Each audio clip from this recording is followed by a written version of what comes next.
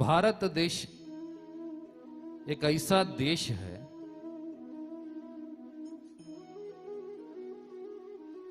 वो देश को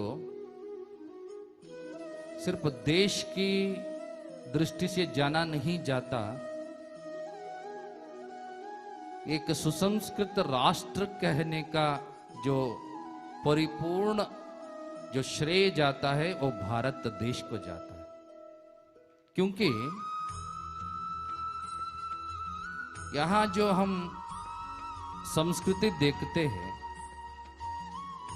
विभिन्नता में एकता देखते हैं, अनेकता में ऐक्यता देखते हैं, वो दुनिया के कोई अन्य देश में हम देख नहीं सकते। आपको याद होगा, भारत देश में एक जात के लोग नहीं है, एक धर्म के लोग नहीं है।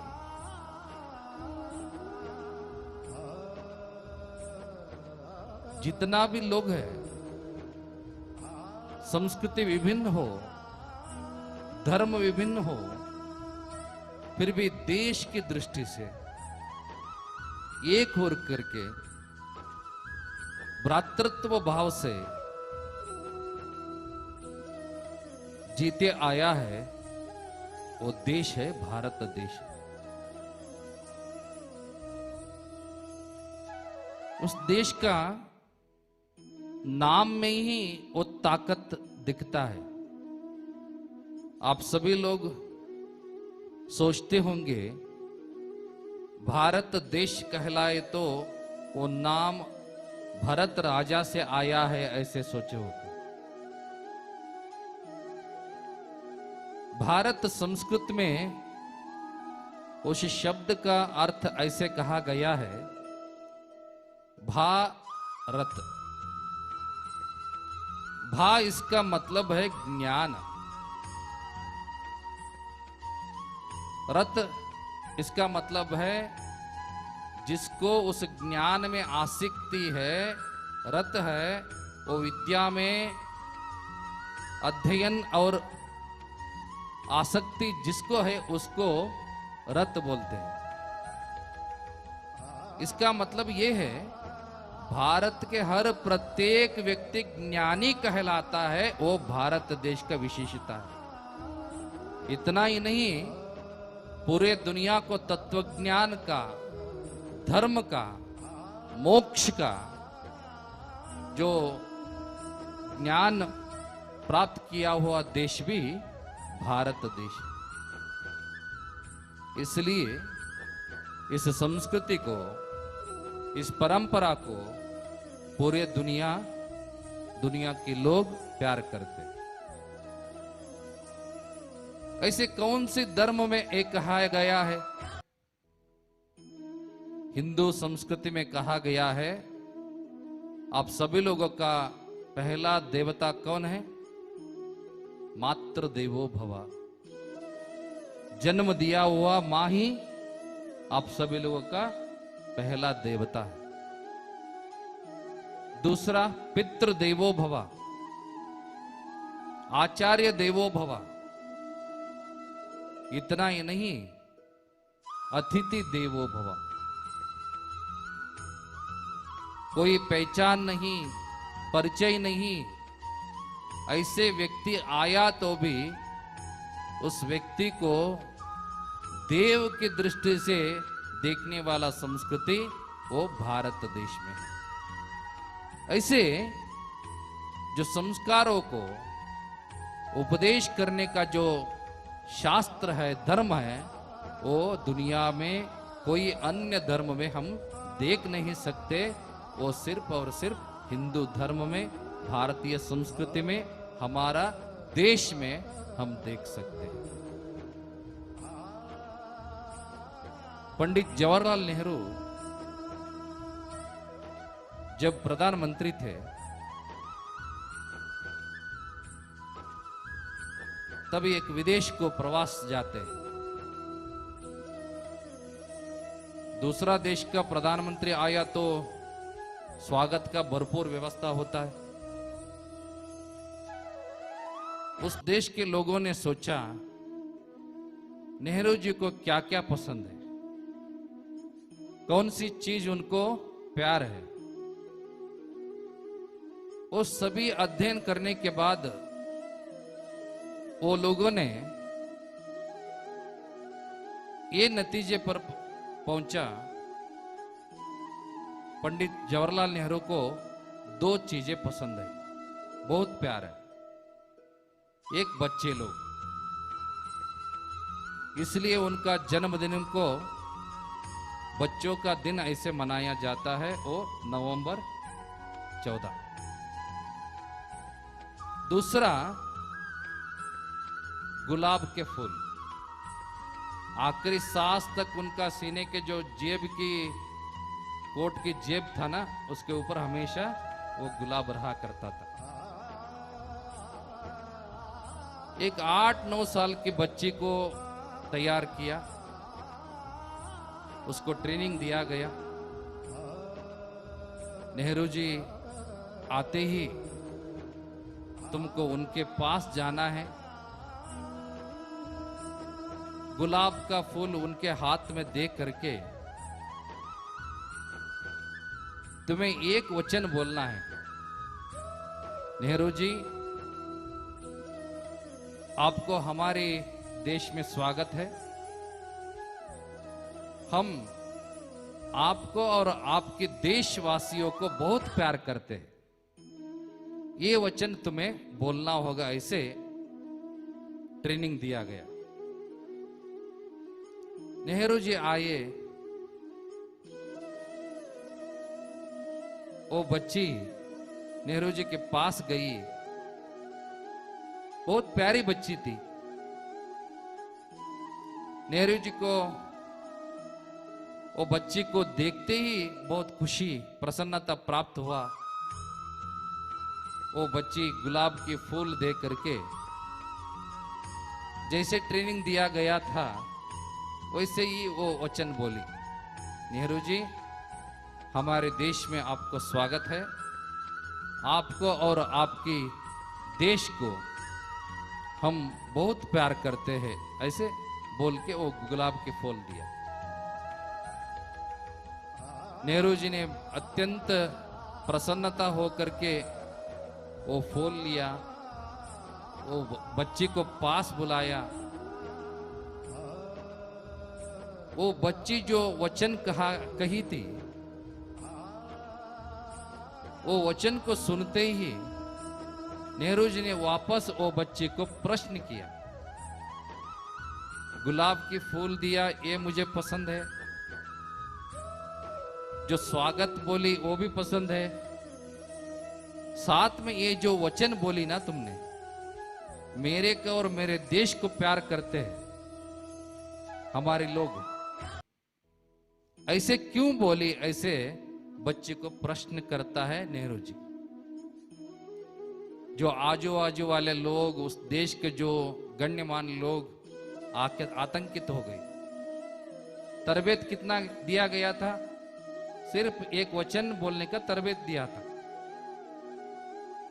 वो बच्ची को प्रश्न पूछा नेहरू जी, सब लोग सोच रहे थे ये बच्ची क्या उत्तर देगी। तब प्रश्न पूछा गया नेहरू जी को, वो बच्ची अत्यंत स्पष्ट और निष्ठा रूप से बोलती है, नेहरू जी आपके देश में जन्म दिया हुआ मां को भगवान मानते हैं, हमारे देश में ऐसा नहीं है। जन्म दिया हुआ पिता को भगवान मानते हैं, हमारे देश में ऐसा नहीं है। सिर्फ और हम क्या बोलते हैं? मम्मी और डैडी बोलते हैं। एक अक्षर सिखाया गया व्यक्ति को भी गुरु का दर्जा दे करके, आचार्य कह करके, आचार्य देवो भव ऐसे बोल करके उनको भी भगवान के दर्जा आपके देश में दिया जाता है, हमारे देश में ऐसा नहीं है।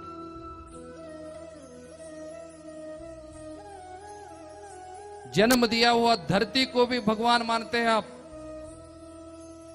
एक पेड़ को, पत्थर को, जल को, अग्नि को, वायु को, पंच महाभूतों को भी भगवान मानने का जो संस्कृति है पूरे दुनिया में एक ही देश में है, वो आपके देश है, भारत देश में है, हमारे देश में नहीं है।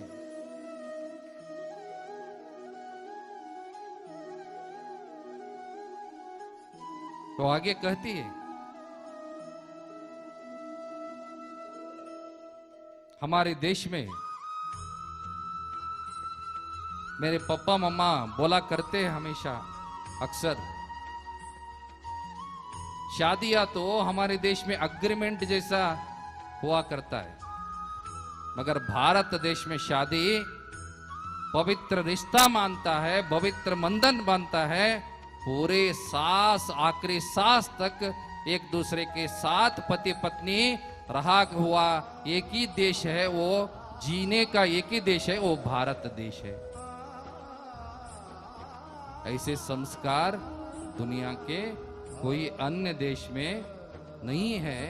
इसलिए आपका देश को धर्म का देश कहा जाता है, देवों का देश कहा जाता है, ज्ञानियों का देश कहा जाता है, मोक्ष प्रदान देश कहा जाता है। इसलिए आपको और आपके देश को हम अत्यंत श्रेष्ठ रूप से प्यार करते हैं, ऐसे वो बच्ची नेहरू जी को उत्तर देती है। ये युग युगों का इतिहास है। हम तो पढ़ाई करते हैं क्रिस्त शक 2024, इतना ही जानते हैं हम,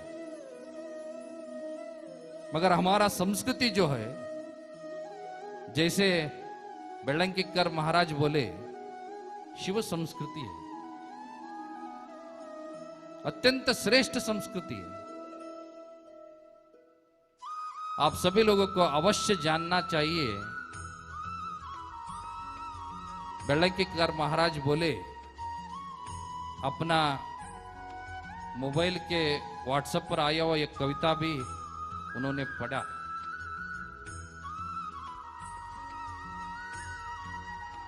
उसमें एक पद्य में जो मां की गोद में 8वें मास में रहते समय पहला संस्कार देना चाहिए, लिंग धारण कराना चाहिए, पंचाक्षर महामंत्र का उपदेश कराना चाहिए, ऐसे वो कविता में लिखा गया। ये बात सही है। कोई अन्य धर्म में प्रसव पूर्व संस्कार नहीं देख सकते हम। सिर्फ और सिर्फ वीर शैव लिंगायत धर्म में प्रसव पूर्व संस्कार हम देख सकते हैं। कुछ लोग सोचते होंगे, कुछ लोगों के मन में प्रश्न उठे होंगे, 8वें मास में लिंग धारण करने से, गर्भ को ही लिंग धारण करने से उपयोग क्या है, उसका उपयुक्तता क्या है, लाभ क्या है।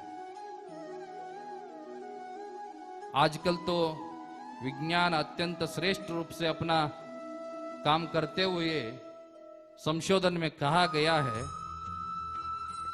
बच्चे का 8वें मास में जो मां के गोद में रहते समय पूर्ण रूप का शरीर का ग्रोह हो चुका होता है, जो मानसिक रूप से जो मन का विचार चालू करना होता है।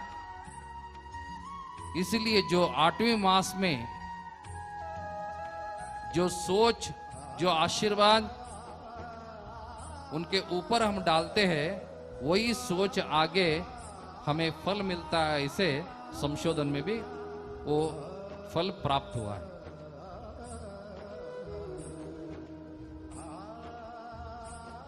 एक कथा नहीं तो उदाहरण आप सभी लोगों को बताना चाहेंगे। महाभारत तो सबको ज्ञात है। उसमें एक व्यक्ति आता है, अभिमन्यु। नाम तो याद है ना, अभिमन्यु। अभिमन्यु किसका बेटा है? किसका? अर्जुन का बेटा है। अभिमन्यु का मां का नाम क्या है? कौन? हाँ, सुभद्रा। सुभद्रा किसकी बहन है? हाँ, श्री कृष्ण परमात्मा का बहन है। थोड़ा ध्यान से सुनिए। अर्जुन की पत्नी सुभद्रा, सुभद्रा श्री कृष्ण परमात्मा की बहन है। जब अभिमन्यु का 8वीं मास चल रहा था गोद में, श्री कृष्ण परमात्मा अपनी बहन को मायके लेके जाने के लिए आया। रथ में बिठाया सुभद्रा को। श्री कृष्ण परमात्मा रथ चलाया।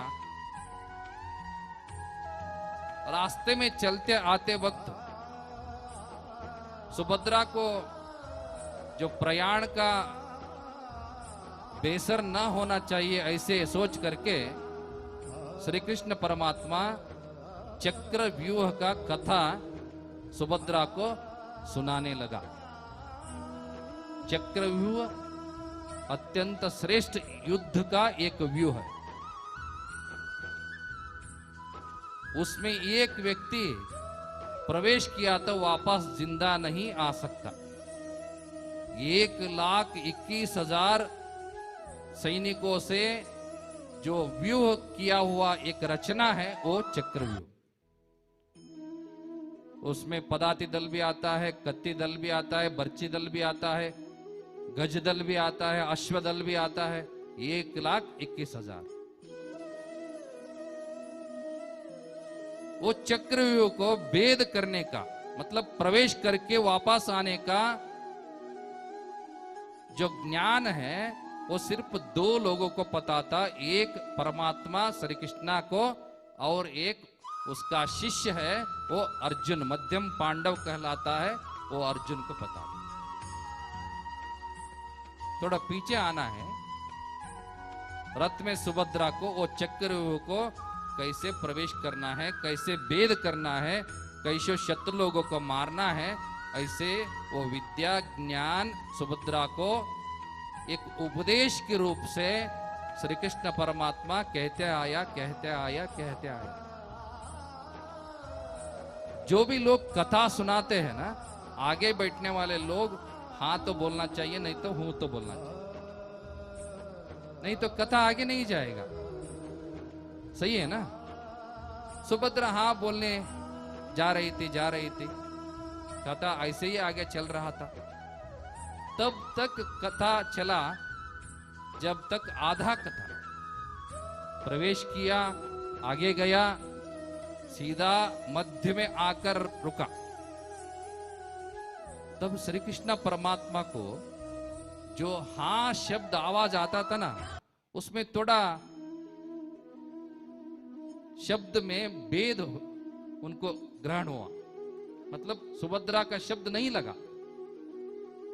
पीछे मुड़कर देखता है श्री कृष्ण परमात्मा, सुभद्रा गहरी नींद में, गहरी नींद में, मगर हाँ बोलने का आवाज आ रहा है।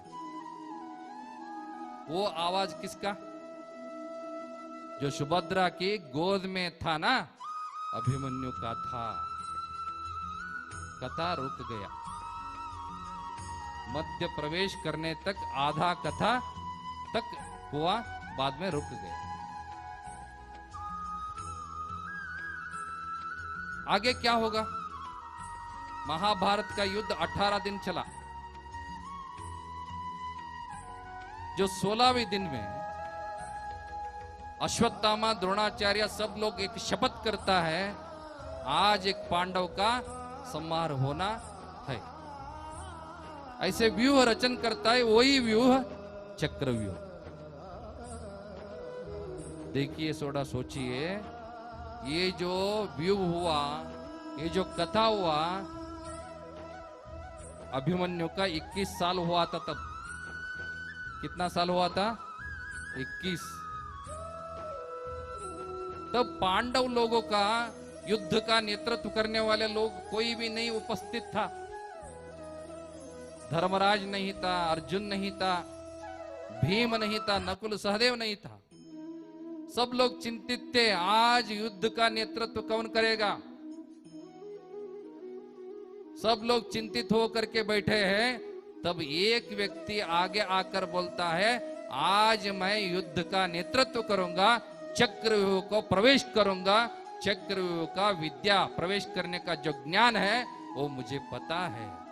सब लोग आश्चर्यचकित होते हैं, पूछते तुम्हें कैसे पता। तब वो अभिमन्यु बोलता है, मुझे वो विद्या ज्ञात है, प्राप्त हुआ है वो विद्या का आशीर्वाद। जब मैं मेरी माँ का गोद में 8वीं मास में था, तब श्री कृष्ण परमात्मा मुझे उपदेश किया है, वो मुझे ज्ञात है।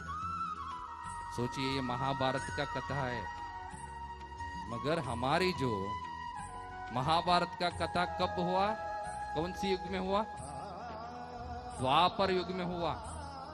उसके पहले 2 युग है, कृता त्रेता। कृता त्रेता में भी हमारा आचार्य थे, हमारा वीरशैव आचार्य थे। महाभारत में ही ऐसा वैज्ञानिक रूप से वो कथा अभिमन्यु का हुआ है। मतलब इसका मतलब जान करके हमारा जो गुरु लोग हैं, आचार्य लोग, शास्त्र का जो उपदेश करके 8वीं मास में ही लिंग धारण करके 8वीं मास में ही पंचाक्षर मंत्र का उपदेश करके तीर्थ पादोदक प्रसाद वो मां को प्राप्त करके गर्भ में रहा हुआ शिशु मांस पिंड नहीं है, वो मंत्र पिंड परिवर्तन होना चाहिए। गर्भ में शिशु है वो अंग रूपी नहीं है, बल्कि लिंग रूपी होना चाहिए। इतना ही नहीं, जो इस दुनिया को सिर्फ अंग रूप से, मांस रूप से प्रवेश नहीं करना चाहिए, मंत्र रूप से, लिंग रूप से प्रवेश करना चाहिए। निजी सच्ची अच्छी एक वीर शैव हो करके इस दुनिया में अत्यंत श्रेष्ठ रूप से अपना कर्तव्य निभाना चाहिए। ऐसे उपदेश 8वीं मास में ही प्रसव पूर्व संस्कार देने वाला एक ही धर्म है, वो वीर शैव लिंगायत धर्म। सिर्फ ये संस्कार ऐसे ही नहीं कहा, वैज्ञानिक दृष्टिकोण से कहा है। ये जो महाभारत का घटना है, अत्यंत नजदीक रूप से देखा गया तो वीर शैव परंपरा में अत्यंत श्रेष्ठ रूप का संस्कार कहा गया है, उल्लेख दिया गया है। इसलिए आप सभी लोग माता पिताओं को हमारा आदेश है, सूचना है, आज तक जो संस्कार आपने किया या न किया छोड़िए, आज के बाद तो जो भी माँ गर्भधारण होती है 8वीं मास में गर्भलिंग धारण अवश्य करेंगे और गुरु के द्वारा पंचाक्षर महामंत्र उपदेश अवश्य करेंगे। ये संस्कार हमको पालन करना ही चाहिए। ऐसे आप सभी लोग संकल्प किया तो, प्रतिज्ञा किया तो, वचन लिया तो, यही इस कार्यक्रम का अत्यंत श्रेष्ठ उद्देश्य मानने का, अत्यंत शोभा और कार्यक्रम का श्रेय बढ़ाने का काम होता है। ऐसे